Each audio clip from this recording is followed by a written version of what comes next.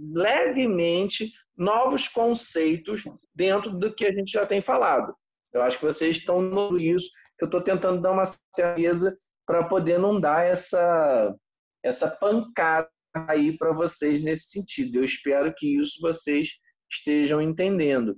Mas eu peço para que vocês, nesse momento, falando como professor, representante que atua junto à instituição, e, logicamente, pedindo para que vocês falem com os colegas, com os outros professores, sobre essas dificuldades, porque senão realmente fica muito difícil, às vezes, porque a pessoa às vezes vai no ritmo acelerado, porque às vezes a pessoa tem ritmo acelerado, tá?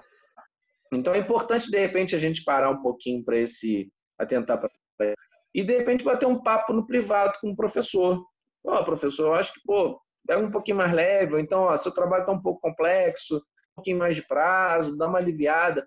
Até porque a programação que a gente tem ainda de aulas nesse sistema, né, nesse formato, provavelmente ela vai demorar, vai perdurar pelo menos até o final do mês, onde a gente acredita que essa curva de contágio realmente diminua e a gente consiga estar trabalhando, retomando a nossa vida normal, que inclusive eu adoraria.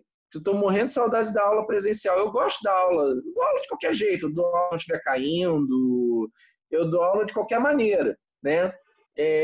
Se a pessoa estiver deitada, se a pessoa quiser ouvir áudio tão somente, se a pessoa quiser depois ouvir minha voz em podcast, se ela achar minha voz interessante, enfim. Para mim, não importa, de qualquer jeito. Eu sou professor e para mim isso não vai fazer diferença, o local onde eu estou. Mas realmente gosto muito da sala de aula, que é um espaço para isso. E ali realmente, às vezes, como a gente está muito junto, essa demanda é menor, né? Porque o professor está ali junto, ele está participando, ele está brincando, ele está atuando junto com vocês. Mas eu gostaria que vocês fizessem essa gentileza, sinalizar aí aos professores nessas situações para poder estar apontando isso, porque aí eu acho que é uma relação, eu enquanto colega, eu acho que é uma relação de coletivo. E eu, sendo franco, é a forma que eu atuo mesmo, então eu sou muito tranquilo com a minha didática. E a minha parte, quanto a mim, vocês podem ficar tranquilos. Eu vou trabalhar dentro das regras do jogo, tá? Não vou mudar nada do que eu já toquei. Ok. Beleza. Bom, então vamos lá. O que acontece? Aí que eu falei um pouquinho disso antes, mas vamos retomar aqui a nossa conversa. A responsabilidade da administração financeira. A administração financeira, na verdade, é um campo de estudo teórico, e, obviamente, é um conceito teórico mesmo, tá? Mas, na verdade, é justamente fazer esse link entre aquilo que eu já falei lá atrás, que é o novo papel do perfil, né? É tentar trabalhar o processo de maneira eficiente da captação, ou seja, como a empresa se financia, que aí entra dentro independente da forma como ela se financia, mas saber como ela vai se financiar, como ela vai investir e, logicamente, trabalhar de uma maneira mais suável os recursos que ela recebe, que ela tem que gerenciar. Tá? Então, a figura da ideia do planejamento, quando a gente faz essa questão do orçamento, como eu fiz com vocês, é para a gente poder tentar entender da melhor maneira possível os custos que existem envolvidos num processo para que a gente possa tentar otimizar essa rotina. Tá? Eu acho que é muito importante a gente frisar isso. Então, o papel do planejamento financeiro, da atividade da administração financeira, ela transcende, volto a dizer, a figura do pagar. Tá? Então, ele tem uma posição muito estética dentro da empresa. Tá? Até porque a atividade referente à gestão propriamente financeira, ela tem uma característica específica, que é justamente fazer o quê? Gerar recursos para que mantenha a saúde financeira da organização e, além disso, claro, evidente, ela também gere dinheiro para os acionistas. Porque, gente, todo que investe na empresa, volta a falar novamente essa figura, a pessoa quer retorno sobre o que ela está investindo. E eu espero que os senhores, como gestores, futuros gestores, muitos de vocês já são, na verdade, né? Já atuam, o que vocês estão buscando é ciência sobre isso. Eu espero, francamente, que vocês pensem na figura do que vocês podem agregar recursos para gerar mais dinheiro para a empresa, aumentar o que ela tem dos seus ativos, aumentar o seu patrimônio e diminuir o que seria a figura dos custos.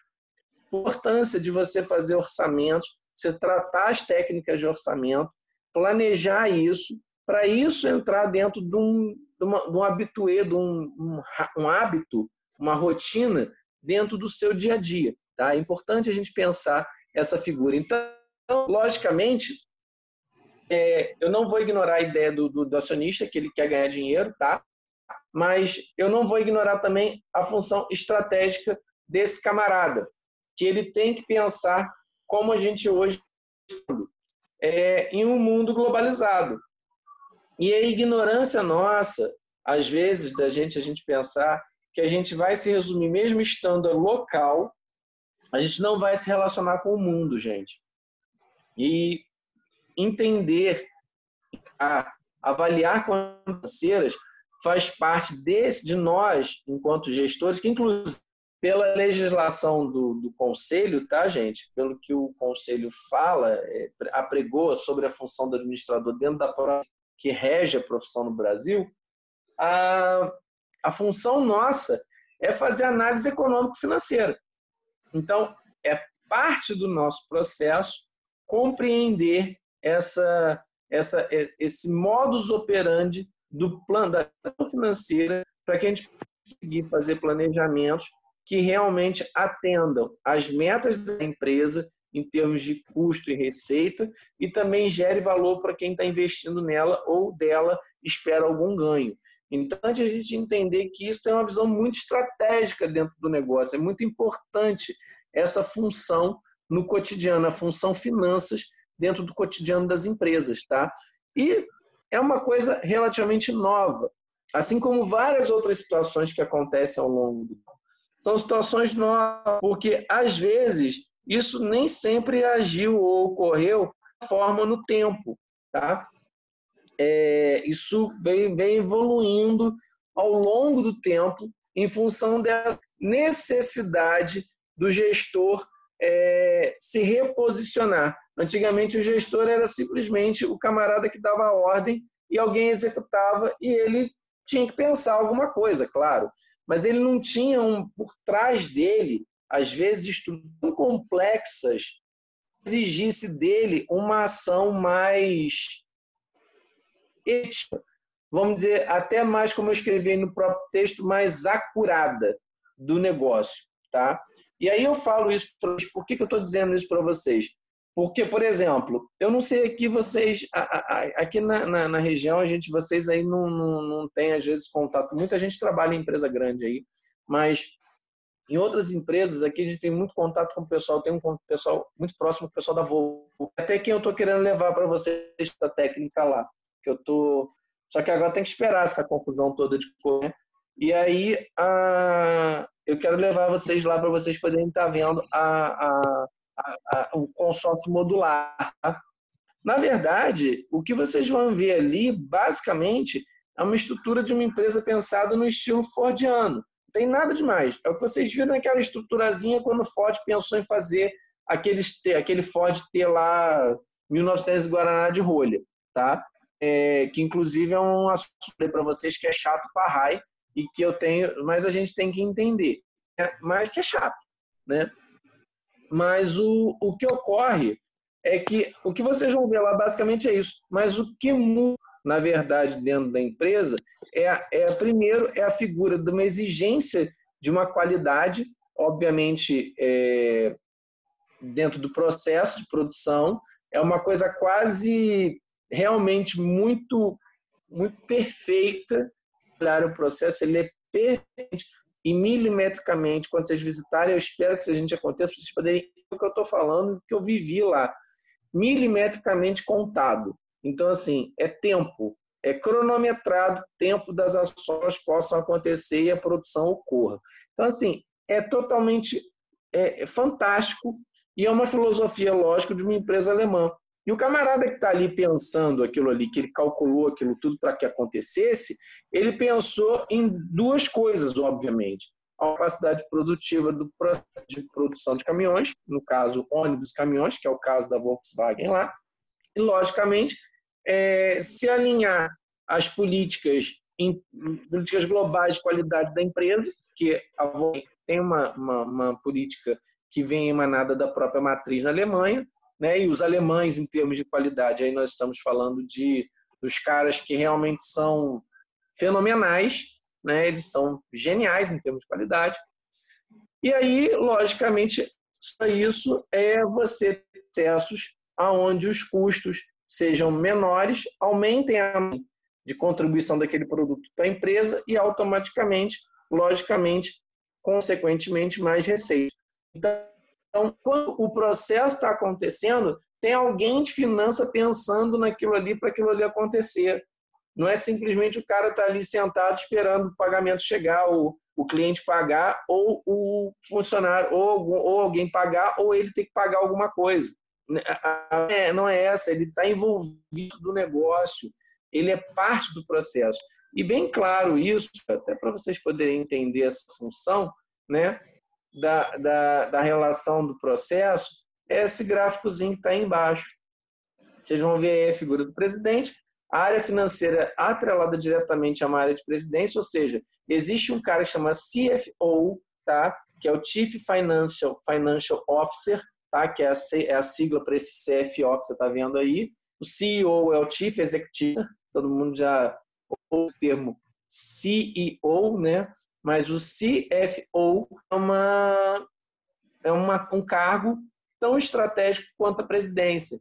E ele está atrelado diretamente à presidência porque, por um motivo simples, ele detém todas as informações de controles da empresa em termos de custos, do que ela tem de informações, ele controla internamente o fluxo das informações financeiras e ele também, por outro lado, controla o que vai entrar e o que ele investir. Então, esse camarada tem um papel muito importante dentro da organização. Ele não é simplesmente não é ficar sentado numa cadeira esperando papel para ele assinar cheque, até porque hoje em dia quase ninguém mais assina cheque, vamos combinar, né? O papel é muito mais estratégico dentro da organização. Até aí tudo certo, gente? Oi? Sim. Sim. Todo mundo me ouve bem? Sim. Estamos aí, deixa eu ver, mas estamos acho que quase toda a turma está aí presente. Quem não está também, de qualquer forma, depois vai ver a aula gravada, não tem problema nenhum. Eu fico mais contente hoje que eu estou conseguindo fazer minha primeira gambiarra de gravação via Zoom, né? Acho que hoje vai dar certo. Uhul! Eu vou vencer esse Zoom hoje e semana que vem eu estou com uma webcam novinha aqui, alta, high definition aqui para poder aparecer para vocês em HD. Olha que beleza, vocês vão ver até os cravos da minha cara com a câmera que eu quero comprar. Gente, tem que distrair, pô. Ficar falando isso aqui o tempo inteiro é mó saco. Vamos combinar que a gente tem que falar algo para quebrar. Eu quebro a rotina dentro da aula, eu não vou quebrar a rotina na aula online. Olhe para nós.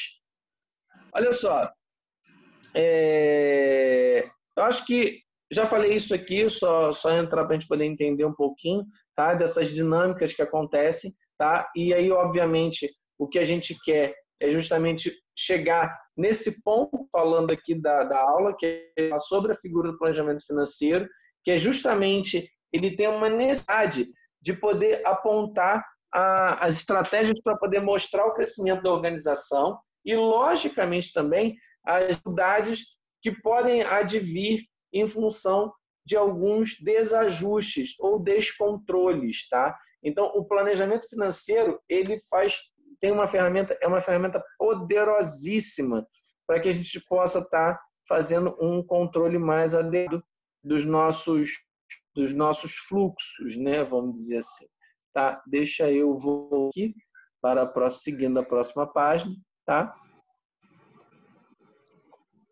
Outra função, que é justamente a controle, é logicamente avaliar o desempenho da empresa, que aí a gente analisar custos, despesas, as margens de ganhos, o volume de vendas, a liquidez de caixa,